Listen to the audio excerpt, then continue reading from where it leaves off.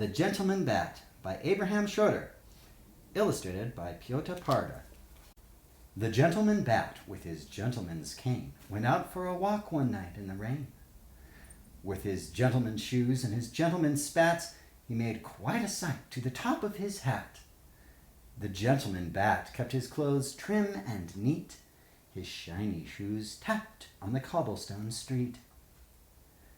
The full moon was shining, the temperature fair. A wispy gray fog infused the crisp air. The cool autumn drizzle did not spoil his stroll. A sprinkling of rain can be good for the soul. Gaslights burned brightly to fend off the dark.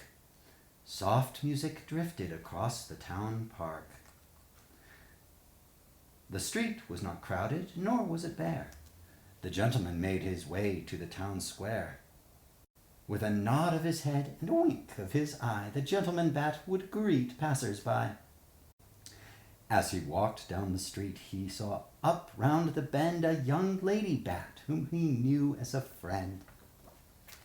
The lady bat walked in her blue satin gown, covered with ribbons and frills spilling down. Her patent-shined boots were laced up to the knee. Fine pearl-rimmed spectacles helped her to see. He smiled at her fondly and bowed low in greeting. "Good evening," he said, "and fancy us meeting." The two of them walked down the street side by side, but not very close. Her hoop skirt was wide. The square by the fountain had lively performers, artists and vendors on all the street corners. The shops in the market had goods on display. The band in the bandstand started to play. The gentleman bat asked the lady to dance, a gentleman's way to kindle romance. The gentleman bat took the lady bat's hand. They twirled for a while to the sound of the band. He spun her around and dipped her down low. She giggled and laughed and kicked up her toe. Before long, the final song faded out lightly. He bowed and she curtsied. He thanked her politely. The two bats continued their nice evening walk, to stroll hand in hand, to smile and to talk. Oh, without any warning came cause for concern. The sky took a sinister, foreboding turn. The moon was obscured by an ominous cloud, and blowing through trees, the wind's howling grew loud. The gentle night rain that had fallen before, with a loud clap of thunder, became a downpour. The lady's bat bonnet, covered in feathers, started to droop because of the weather.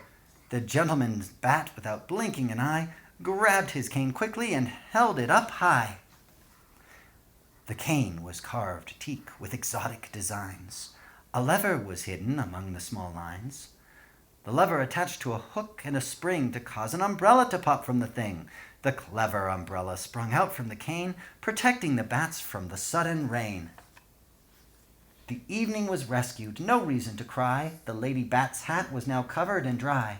The oilcloth deflected the brunt of the storm. They cuddled together, now cozy and warm. The storm soon calmed down to a pleasanter shower.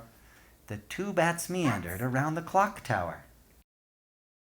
They strolled a bit more, but the hour was late. The gentleman escorted her to her gate. They lingered a moment under a street light. She offered her cheek, and he kissed her good night. Their hearts fluttered wistfully as he departed and made his way back to his house where he started.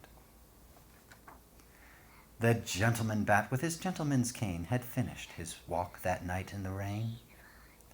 He hung his hat neatly on the hook by the door, set his wet shoes and spats on the mat on the floor.